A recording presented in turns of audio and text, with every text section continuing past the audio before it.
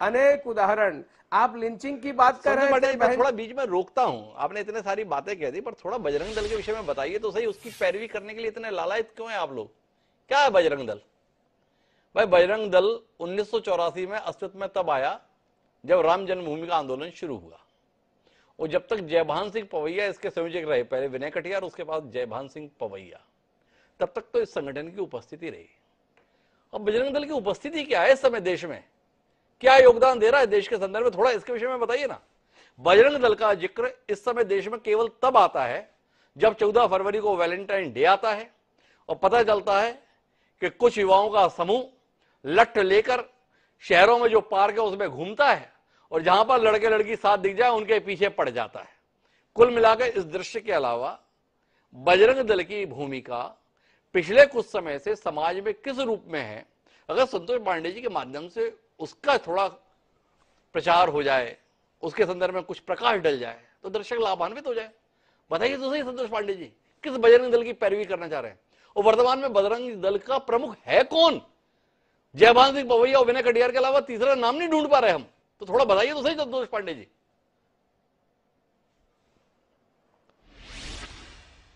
बजरंग दल राष्ट्रवादी संस्था है जी, सामाजिक समरसता के लिए काम करती है जी।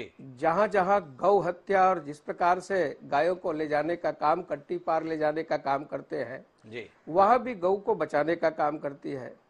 समाज में विभिन्न प्रकार की जो कुरीतियां हैं ऐसे समय पर वो खड़ी होती है।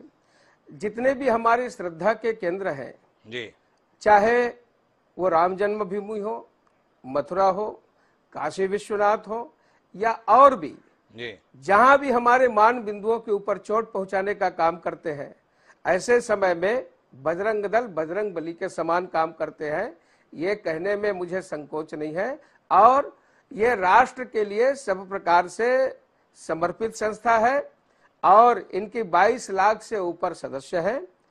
मैं तो ये कहना चाहूंगा कि बजरंग दल को आपने गुंडा कहा और सब प्रकार से न जाने क्या क्या आपने कह डाला। बहन जी, आप बजरंग दल के विषय में जानती नहीं, ये यूथ कांग्रेस नहीं है, ये बजरंग दल है। और समय समय पर आप इनकी और राष्ट्र में जो भूमिका है राष्ट्रीयता से ओतप्रोत है। ये मैं बार बार कह रहा हूं, ये आप अपनी कांग्रेस पार्टी मत समझिए इसको।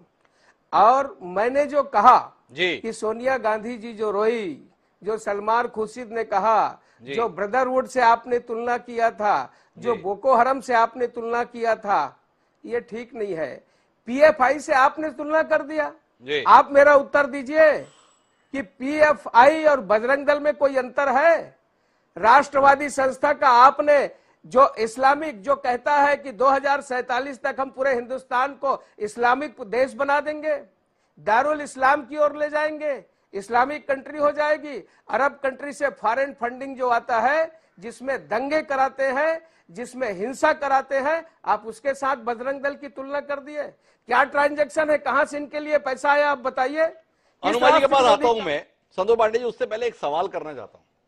पीएफआई के संदर्भ में आपने बता दिया कि 2047 तक हिंदुस्तान को, भारत को इस्लामिक राष्ट्र बनाने के लिए प्रयत्नशील जो संगठन है उससे तुलना कर रहे हैं। वो बजरंग दल क्या कर रहा है? क्या बजरंग दल एक ऐसे संगठन का नाम नहीं है जो इस धर्मनिरपेक्ष देश को हिंदू राष्ट्र बनाने की बात करता है? भाई देश के संविधान के अनुसार तो हम धर्मनिरपेक्ष हैं।